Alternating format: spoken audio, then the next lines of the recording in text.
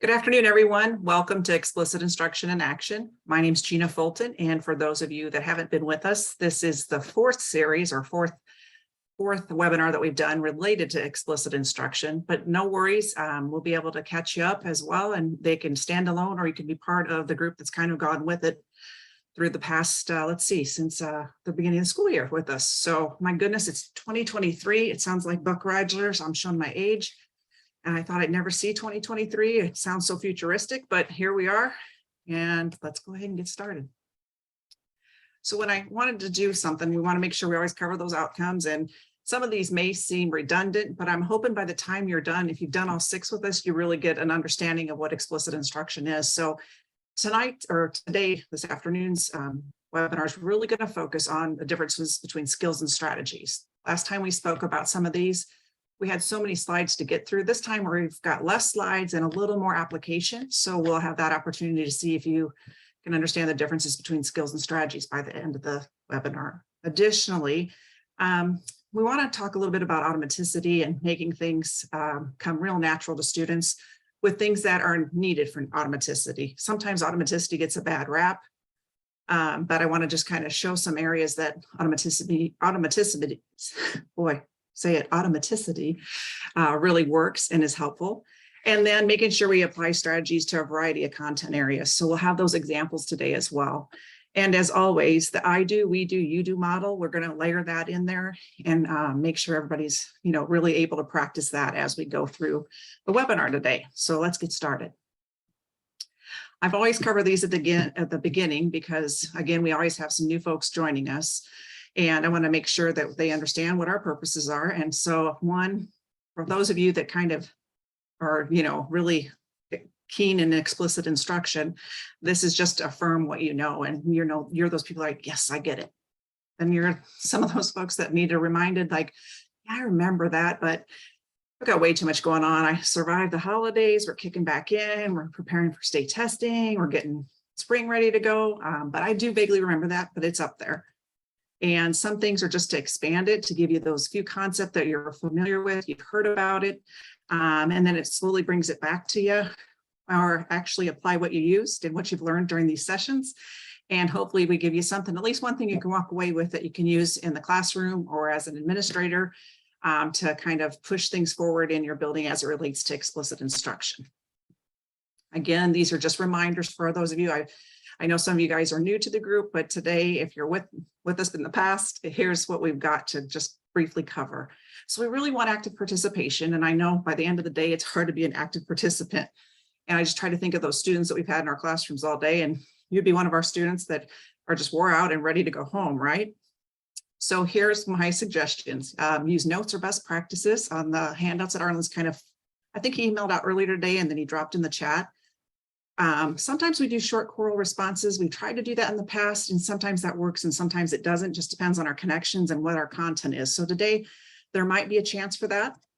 Oral reading obviously is muted. We don't necessarily want to overwhelm the speakers on our internet, and we probably don't want feedback on our sound as well. And closed reading is another way to do active participation. Again, we'll be muted while we do that. And best practice things to take away. We try to give you that opportunity when we do chats and just kind of share things out.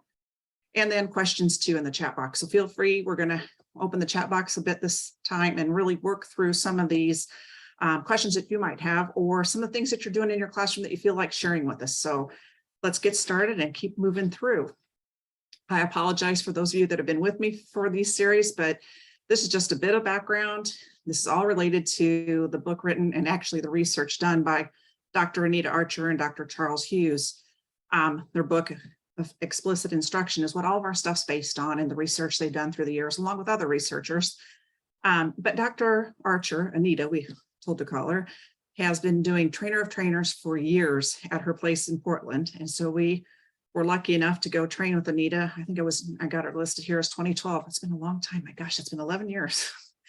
And she is just this passionate educator that wants to carry her work forward. And so a lot of us were lucky enough to be trained by her and use her work that gives you guys this opportunity to see some of the stuff that she's shared with across the country.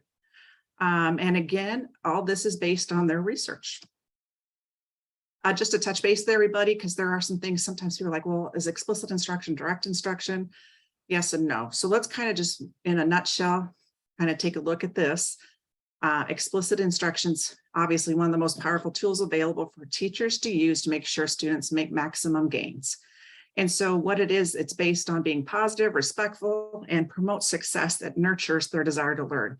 It's super interactive, it's super engaged, and it is very systemic, direct, obviously engaging, and success-oriented. So you're always building on student success. I always have people wondering too, like, so what's this about? So there's 6 underlying principles of explicit instruction, and we just want to touch base on those. And if it seems like I'm going fast over this part, it's only because, like I said, these have been repeated in our 4 sessions. And I just want to make sure I give everybody the same brief background so we can have what some of those underlying principles of explicit instruction are. So what we really want to do, and what I'm trying to do today probably, is optimize our engaged time or time on task, right? So we don't get a lot of time with kiddos, but the time we have, we want to make the most of it.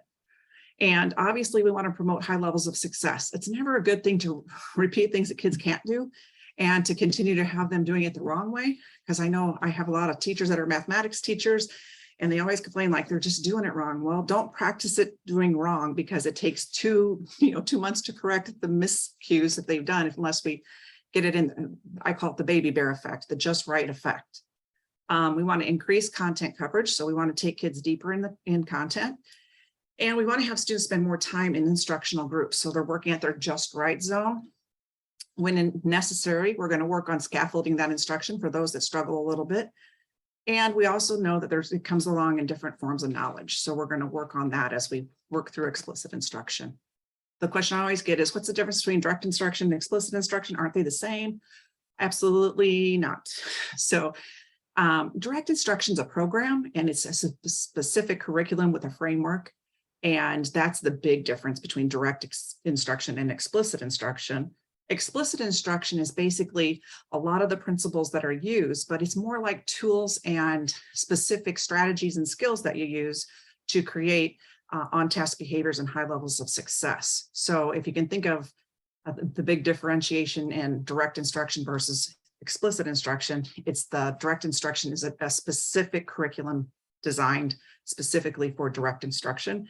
Whereas explicit instruction is the tools you use to do strategy, skills, interventions. So that's the big difference between the two. One's a curriculum, one's not.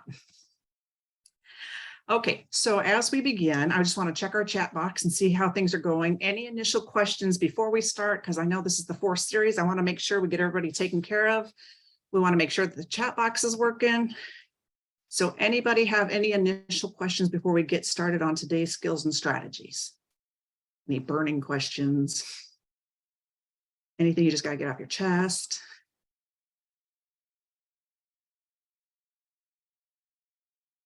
No worries. I'm glad to see I have a very diverse group again. So I've got teachers, principals. I'm taking a look at the chat here. Curriculum coordinators, professional development consultants, intervention aides. That's great. We got a very diverse group. So seeing as nothing from any previous things needed to be touched on, let's just go ahead and get started and back going towards the final.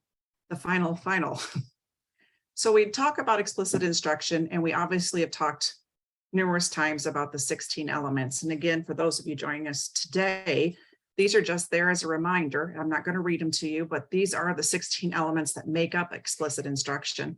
And what I would encourage you to do is all the videos that we've done for explicit instruction, the webinars are archived, so you can go back and check out any of these to go and learn a little more or go deeper into the content, because they're just here as placeholders to kind of trigger everybody's memory of where we're at and what we've covered. And so this will help as we move through. Explicit instruction is not brain surgery. It's not anything new. Perhaps it's just more organized and allows you to kind of have a step process that you can look at and think, okay, I've done some of these things, but maybe I haven't done all these things to get students engaged in their learning. And again, providing them with explicit direct instruction. So let's take a look and see where we go. So today we're really covering skills and strategies. And it's good to get your mind wrapped around what skills and strategies are and what they're not. So we look at the chart here. It's just simple chart, skills and strategies. A lot of things are very similar. It's how we do something. But I think it's important to break some of these down because I think people confuse the terms. And I don't know if anybody could raise their hand and say, yeah, I confused a skill with a strategy till I really start to think about it. So let's just kind of clarify what that might mean. So when we think about skills, we're thinking of smaller, more specific things. They're automatic, they're procedural, and they don't require a lot of thought, interpretation, or choice, right? And that's that automaticity, we're going to talk a little bit about. There are certain things in this world that you just have to have automaticity with. I can tell you, I know you'll find this hard to believe, but as a child, and I know everybody will just cringe when they hear this, but I went to Catholic school and I was a talker. So when you were a talker, you had to write your times tables. I can multiply, divide, and do math like nobody's business because I wrote times tables, because it was automaticity with me too. I can multiply to this day. And we also have to do spelling words every once in a while for talking. So I'm a pretty darn good speller. So, but again, it was that automaticity. It was just a skill that was given to me for having a skill of too much chatter, but all the same, that automaticity kicked in. It's a single step too with skills. So we're not doing these multi-layered things, and it's super automatic, right? So it's quick, it's automatic, and there's things you do in your class. I think you could probably think in your mind right now of skill-driven things you probably do every day, depending on what grade level you taught. And then if we take a look at the differences of what's strategies, it's still how to do something, but it's larger and overarching, right? It's a bigger strategy. And you have a specific plan, method, or steps to obtain a result or solve a problem. So again, a strategy is, bigger, overarching. It's got a plan, there are steps. And most of the time, as it says here, the big difference is it's multi-step and it's intentional. So we're working specifically in a specific area. I always use, depending on what it is, it may be a thing in mathematics that you're short at and maybe you don't understand. Try to think of a topic here for you. I can't even think of anything right now. I'll come back to that in a minute, but trying to think of a specific thing that you would have to target to create a strategy on. And I've got a ton of them coming up after this, so we can kind of work through those. But that's the difference. Skills are smaller, automatic, single step. Strategies are those larger, overarching. They have a plan, they're very methodological, and they're multi-step and they're intentional. So two big differences, but a lot of times those are interchanged words as well, skills and strategies. So let's keep going because that's what our whole day is about. So let's do an example of a what. So on this one, a skill would be like letter sound associations. Okay, so it's simple, it's automatic. It should be, very, very in your face, easy, nothing complicated. And a strategy would be like your decoding strategy for single syllable words. And there would be steps involved in it. So like on the screen, it says, say the sounds quickly, say the whole word. And then on the fourth step, you'd ask yourself, is this a real word? And then does it make sense? So you're stepping them through that whole decoding strategy in layers. And so the skill is just the letter, the sound associated with the letter. Whereas the strategy for decoding for single syllable words in this case has a multi-step, and it's a little more complicated, and you're trying to produce an outcome at the end, right? It's the what of what's going on. And so when we think of those things, we're still just trying to differentiate between skills and strategies and understanding what the differences are. So when we write for our students to improve them, we get an idea where we want to take them. We're still in that what of skills and strategies. And here's another example, like you say the answer to a multiplication or a division fact quickly, kind of like when I did the Chatty Cathy and had to write the times tables all the time. I got pretty good and automatic at it. Whereas the strategy is if you needed traditional division for an logarithm, you would have the steps written down here. One, you divide, multiply, subtract, compare, bring down, repeat. And so it's very systematic, right? There's certain steps that take you through it. And it's a specific strategy that you're teaching kids how to do it versus just that automaticity of the skill, like, 5 + 5 is 10. So, hey, I'm doing pretty good. I could do my simple addition today, and that's a good thing today. So we take a look at the what still, and we keep working through. I want you guys to take a look at all these little lists. And if you would, we're going to take a minute or two. And I always have to move my little thing around here so I can see if we have any responses. But we want to check the skills and strategies relevant to your classroom. So there's a list down here that I provided for you. I want you just to go through the list. I'm going to give you about a minute to go through it and write to yourself, is it a skill or a strategy? And then we'll go through it on the next slide and we'll kind of see how you're doing. So sound out a word. Is that a skill or a strategy? Just jot that down. Determine meaning of a word using context clues. Skill or strategy. Determine meaning of a word using root and affixes. Spell a word. Again, you're just writing skill or strategy on your paper. Formulate who, what, when, where, why, and how questions.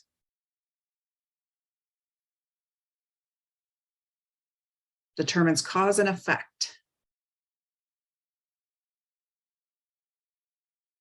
Make inferences. Take notes on informational text, it should say, informational text. Write a summary of content, skill or strategy. Some of these are really simple. Some of them are like, take you a minute. Form manuscript letters.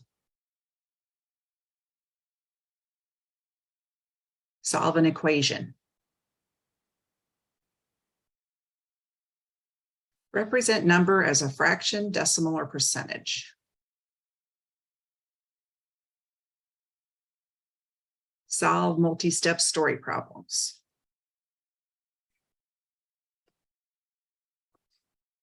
Write up a science experiment, skill or strategy. Evaluate the credibility of a website. And the last one, keyboard accurately and fluently, skill or strategy.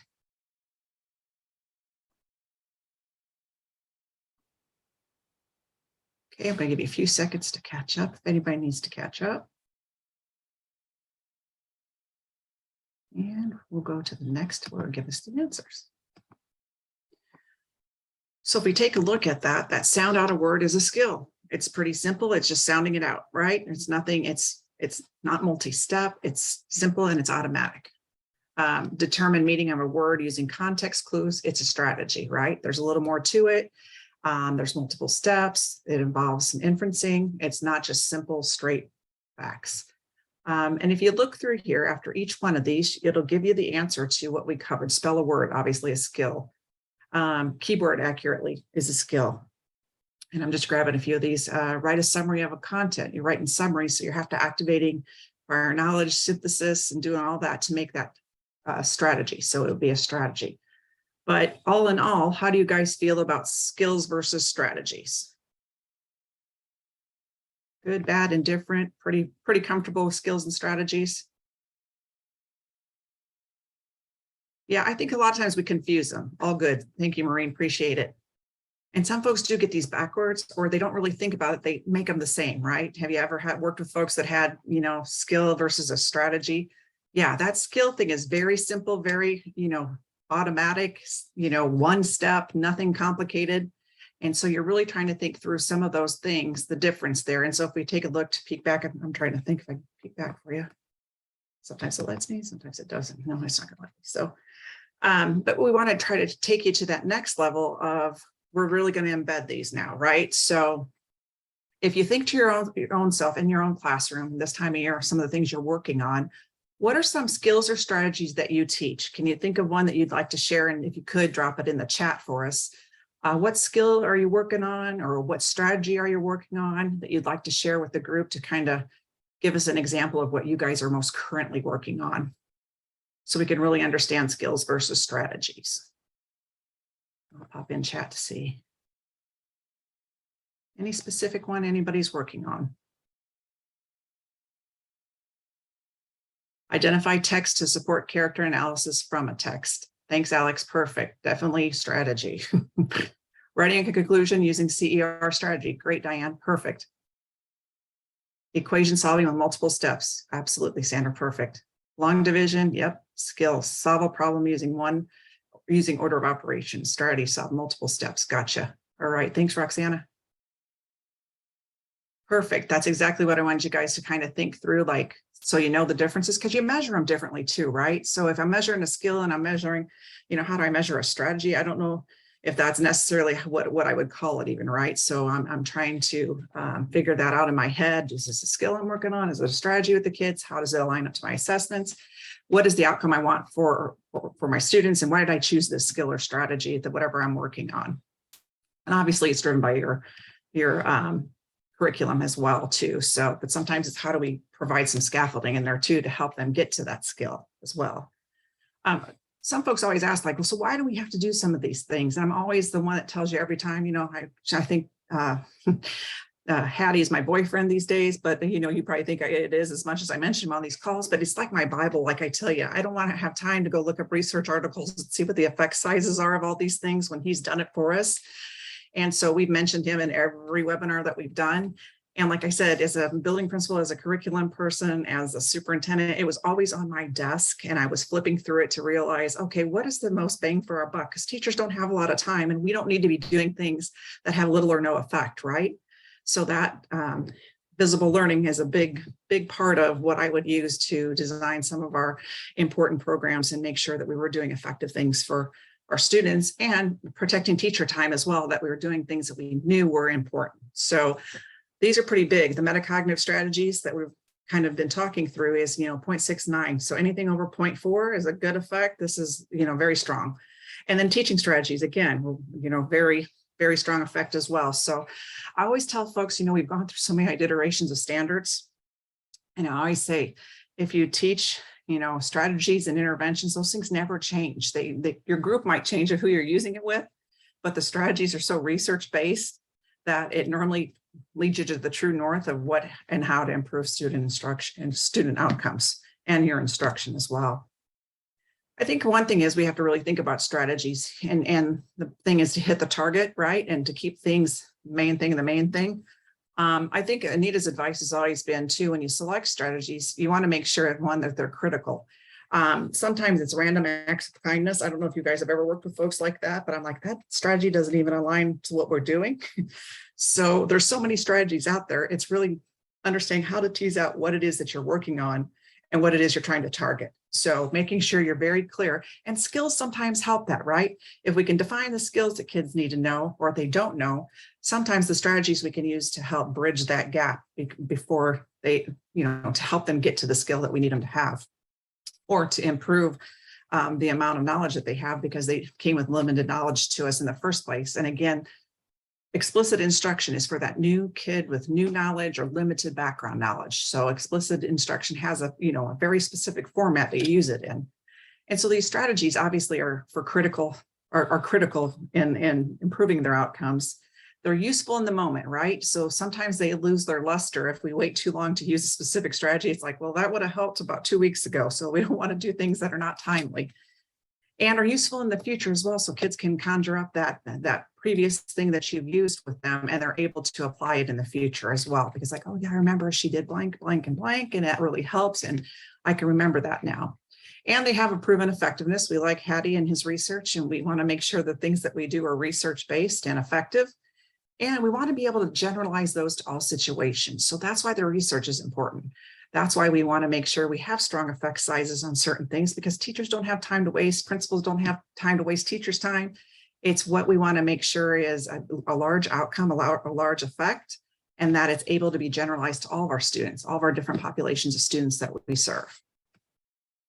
So on this one, I've got a couple of slides coming up that just kind of show you the model, because I'm visual, I like to see the hows. So on this one, it talks about skills and strategies and the how of skills and strategies, right?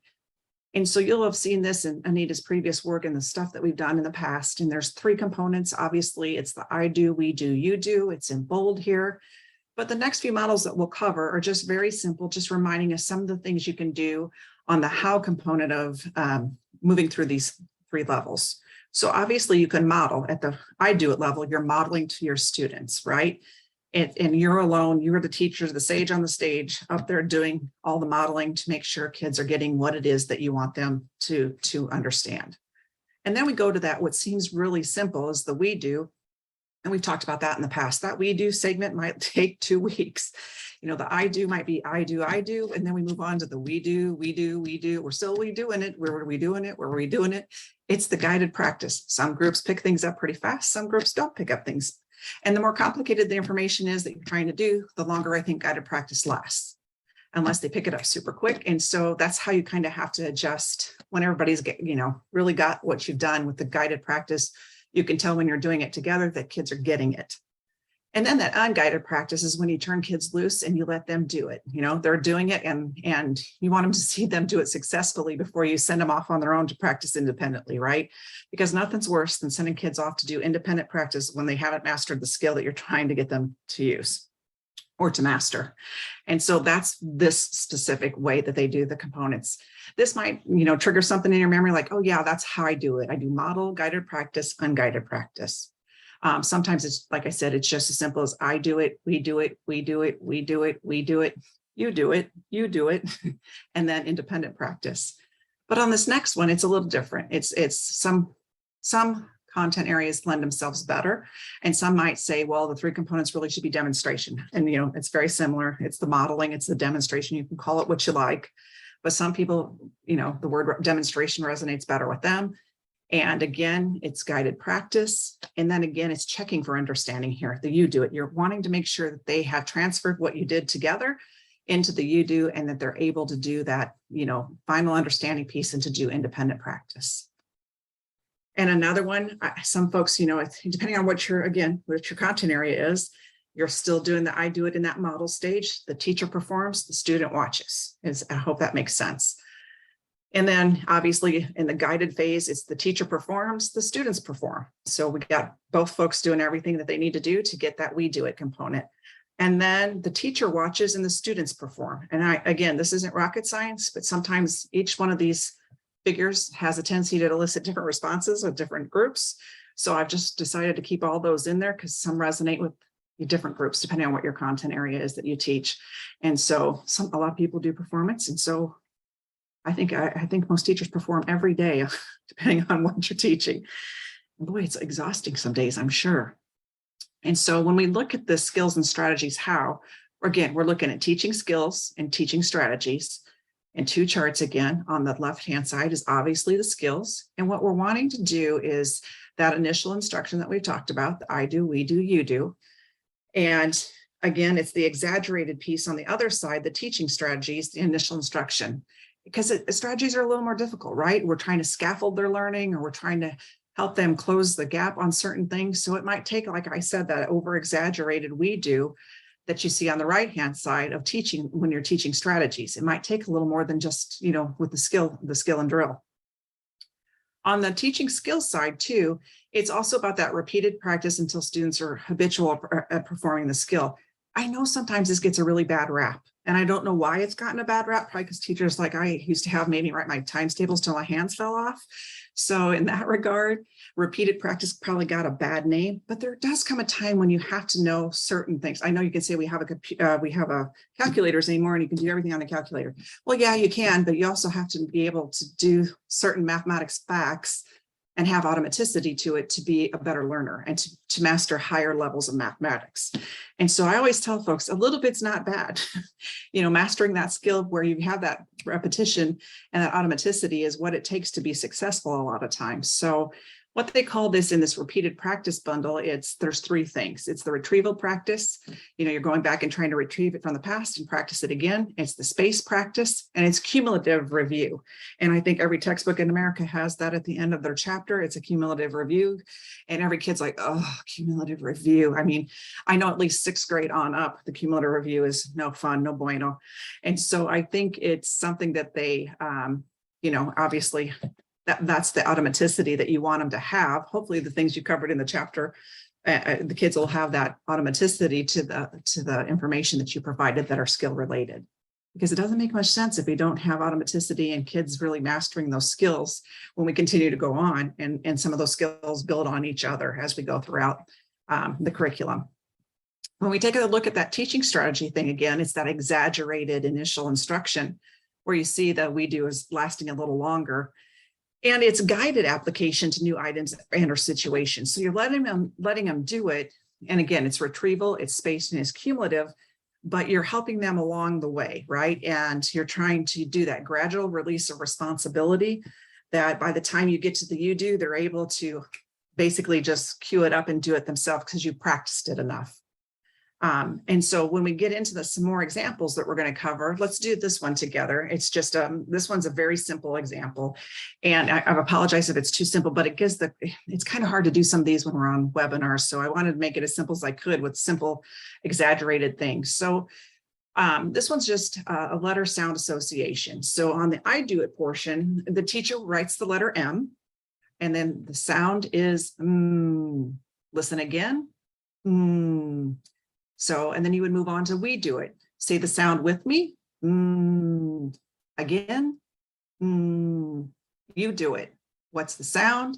And then the students would say, Now, this is the strangest thing to have to do by myself without instruction, or at least seeing faces to be able to do some of these things. So bear with me when you have to hear my strange examples, but that one's one of the simpler ones to give everybody that you can kind of see. I do it, we do it, you do it, right? It's nothing too difficult. And I'm sure in some instances you might be doing it, you just don't know that that's how it's set up to do. I do, we do, you do.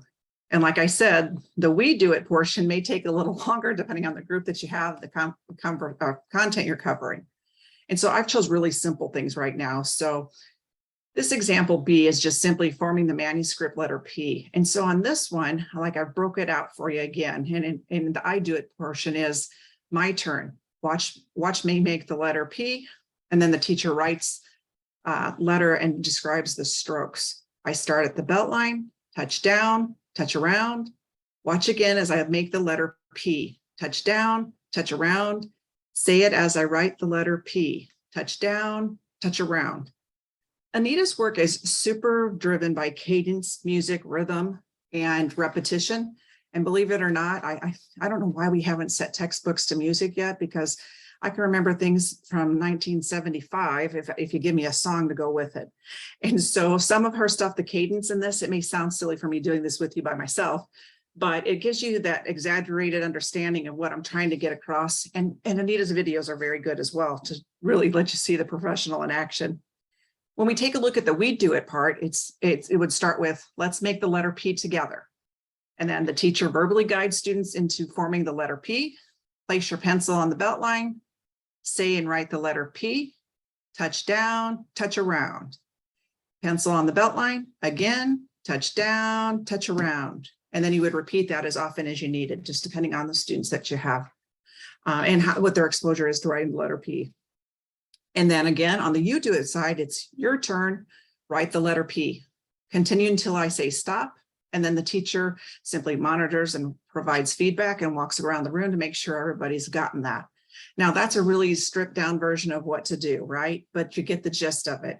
But again, it's very, very scripted, delivered, and it helps kids, right? It helps them cue up what they're trying to do.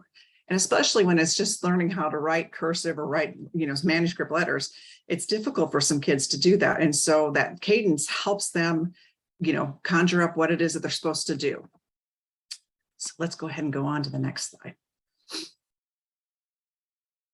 We're still going to work. Here's the next example. It gets a little bit, this one's just called backward chaining. And I'm sure all of you have done this if you've taught math for sure. You're counting by fives, and this is the context that students have been introduced to counting by fives with concrete objects, right? So the I do it would be, listen as I count by fives, 5, 10, 15, 20. Listen again, 5, 10, 15, 20.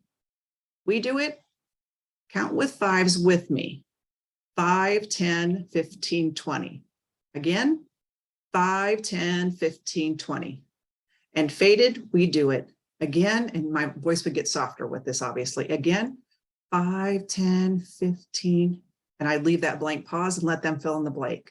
Again, 5, 10, and then I would be silent, and there would be 15, 20 from the students. Again, 5, hopefully a 10, a 15, and a 20 from students. And so that's that gradual release of responsibility built in there that you can hear them kind of gathering it and repeating it themselves. And then there's the you do it part. You're counting by fives on your own. So count by fives on your own would be 5, 10, 15, 20. And so students, you could tell, have they got that part of the counting by fives? And if not, then you go back up again and work on the we do parts in smaller groups. There comes times when things are a little bit more complex, right? Than just your fives or tens, writing a P. This comes down to the specific show and tell type responses, right? We're demonstrating and we're describing. And when we get into that modeling of I do it, we're doing it step by step, and they're exaggerated steps sometimes, depending on what it is. And we'll give some examples of those coming up as well. And the tell part, obviously, we're describing it. We're telling students what you're doing, and you're telling students what you're thinking. I know this was very impactful when we looked at research for reading, the think alouds, right? So when we think aloud in reading, it helps, especially with understanding, how to get students to understand what the writer's trying to, bring through in the text that they're reading. And the teachers that do think alouds really help kids start formulating their own questions, right? And so as you describe it as the teacher, that really helps kids understand and be more aware of, okay, that's where she needs me to go. That's the questioning I need to start building in my own head. And, you tell them what you're doing and what you're thinking. And so that really helps them understand the concept more. And then gain responses. So you're asking for responses again, because we're wanting to build up success, right? We want to make students feel good about the content that they're doing. And we want them to be questioned about what they already know, right? We don't want to ask difficult questions at this point. We're doing the modeling phase, the I do it phase, right? And so we want to make sure that they have initial success with the content. So they're not like, oh, I can't do this, it's too hard. And then you can ask them again, responses about what have you told them? So asking them more conversational questions and just getting them in that very simple modeling stage of I do it. And so it's the show, demonstrating, the tell, describing, and then gaining responses, right? So getting them engaged and listening to the content. When you go to the, again, more complex strategies, I think one of the other things Anita suggests is the 3 C's: clear, consistent, and concise. And have you ever been in one of those classrooms where you're like, I have no idea what they're covering? So as a building principal, and when I would do teacher evaluations, that didn't happen very often, right? Because we worked on that really hard. But there'd always be that one classroom that I was like, I'm not sure what we're doing today in here. And so if I'm not sure, and I'm as ADHD as they come, I'm sure Johnny or Susie or Mary or whoever in this classroom is probably not picking it up so great as well. And so when those complex strategies get more difficult, we really need to think and layer in the 3 C's over the top of that, right? So we want to be clear, consistent, and concise. I don't know if you've ever had that happen to you as well, as one day you did directions one way, and then the next day you came in and tried to do directions. You're like, oh, I probably didn't explain that the greatest. And, the directions come in, you're like, I need to stop and kind of retrain everybody on what I did yesterday, because I think I messed up the directions too much for you. I made it too complicated. And I don't think I was very clear on what my intentions were or the directions were for you. So again, that clear, consistent, and conciseness being very important when we're trying to do multiple, complex strategies with students. And again, my friend John Hattie, the effect size for teacher clarity is 0.75.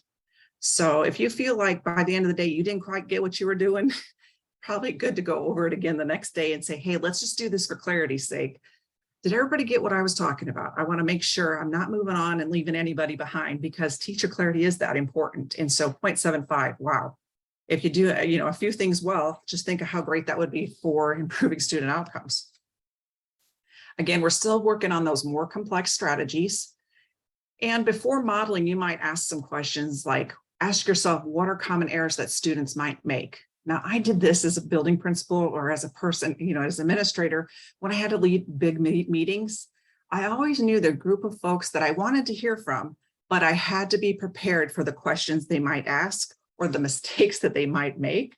And so it was what she calls here on letter B, pre-correct for those errors, right? So I knew I had the naysayer every time, that no matter what we did, we've done that before, we can't do that.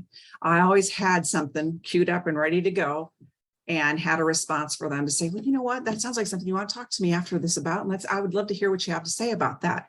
So I was ready to go, because I knew when it came to more complex situations, I had to be prepared and pre-correct for those errors, right? Because sometimes those meetings can go off the rails real quick, and people, again, I don't want to waste people's time. And so making sure that those meetings run as smooth as possible as an administrator was pre-correcting for those errors and knowing what might come up. So that was always something as an administrator, those more complex things you needed to work on. Whereas teachers, same thing with students. What are the common errors that students might make, right? And especially in mathematics, you can think of one, oh, they didn't carry over, they didn't subtract, they added, those kinds of things that you can kind of help out. And if you expect it, you need to pre-correct for it. So that's, again, one of the strategies for the more complex things that we work on. And paragraph shrinking came into effect too. And this is from Fuchs, Mathis and Fuchs, their PALS program. And I don't know if anybody out in webinar world has used this strategy. I'm sure somebody's used this, but paragraph shrinking has been something really good for very complex text. And what you do is simply go in and still the I do it phase. So you're working with them and you're going to name the who or what, the main person, animal, or thing. And then you're going to tell the most important thing about the who or the what, and then say the main idea in 10 words or less. So it makes it kind of a game too for students. So 10 words or less, tell me what, what it's about. So you would do that for them because this is the I do part, right? So we would work through that. On this one, this would be an example, the coldest continent. And I'll let you guys go ahead and read about Antarctica. I'll give you a few seconds. I always hate to be read to.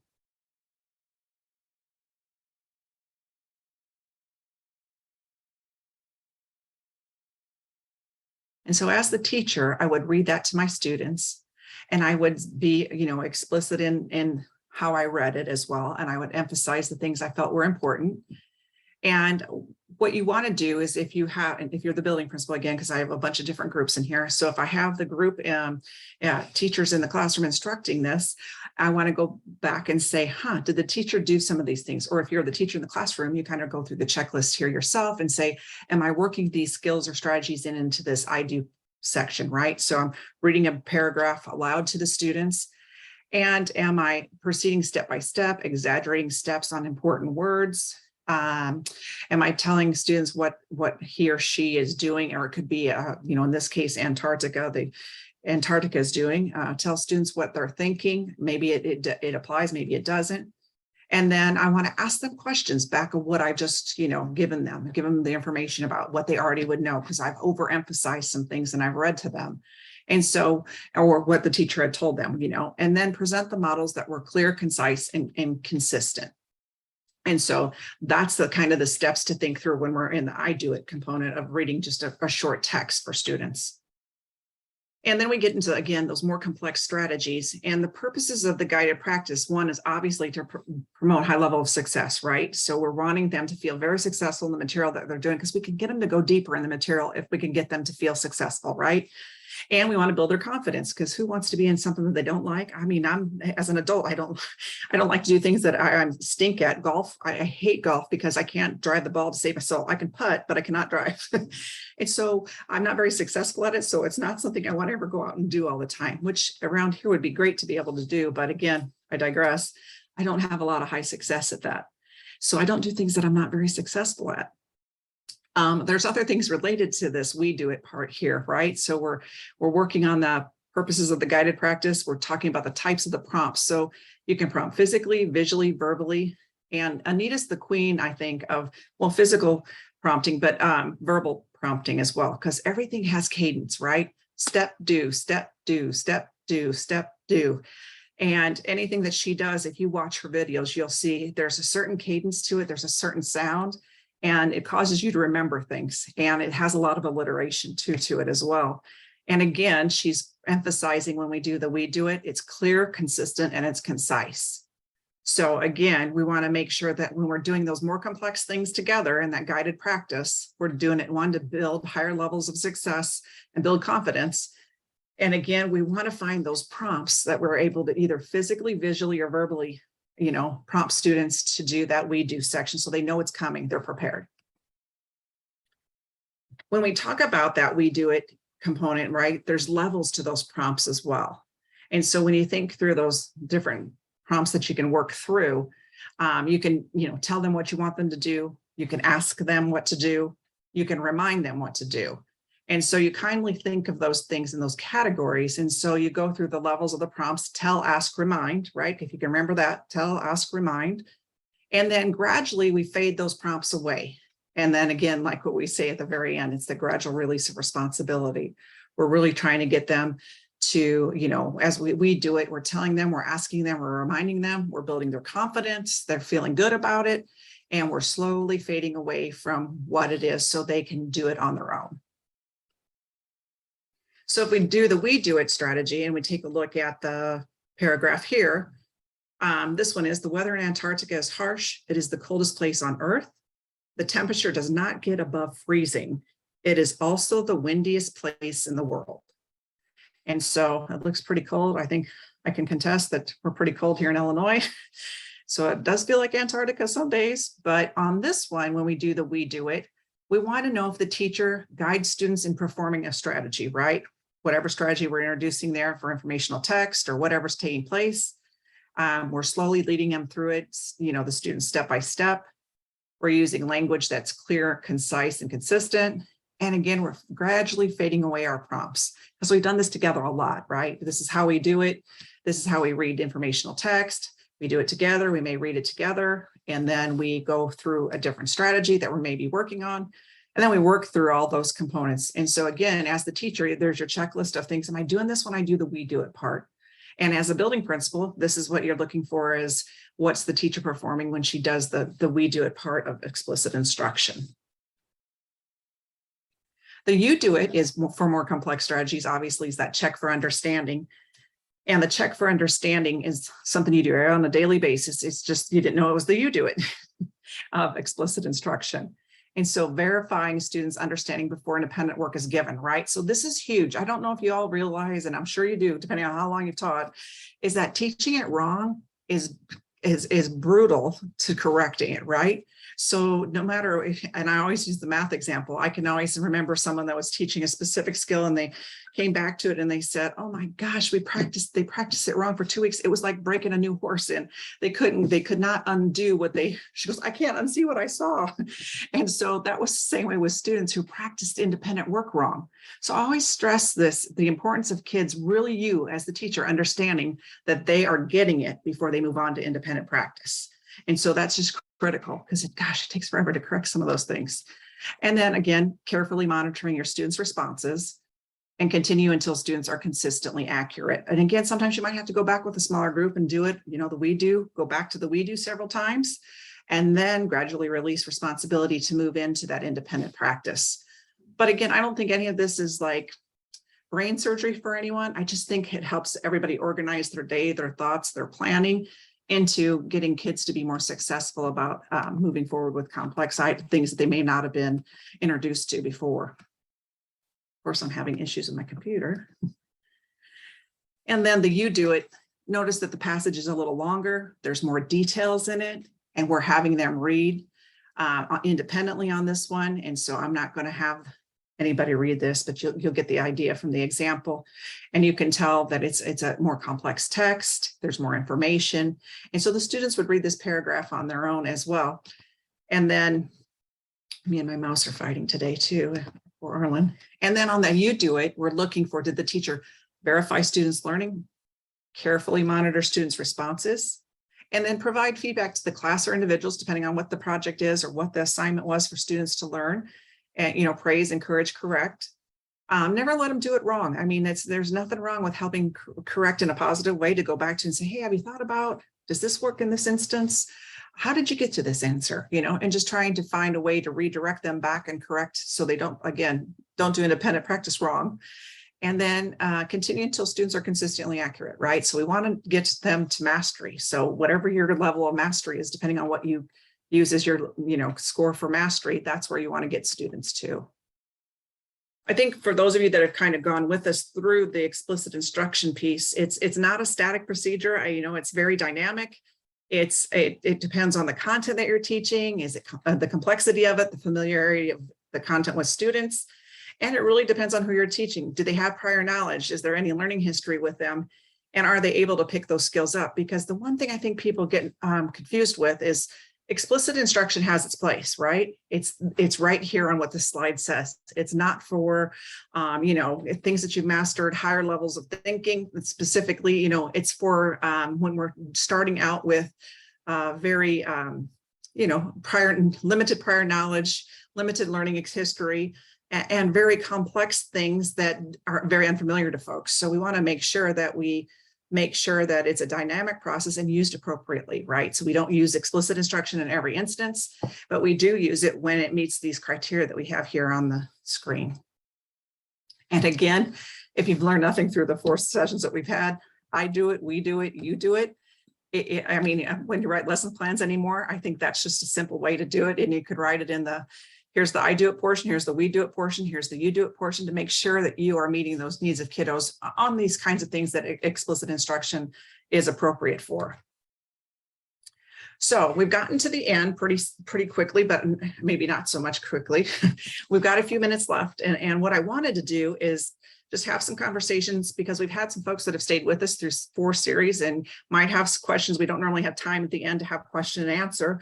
Or if there's things you'd like to have a further discussion around, anything's fair game for this one, especially related to skills and strategies, or if you just want more information on a specific topic or something that you'd like to see offered next time when we all get together. I think that's kind of something where we're at the end here. If there's anything you'd like to share, or anything, again, that resonates with you from today's webinar that you want a deeper understanding on. And I got something here from Shelby. I want to go make sure I got this right here. Let's see, because what is that?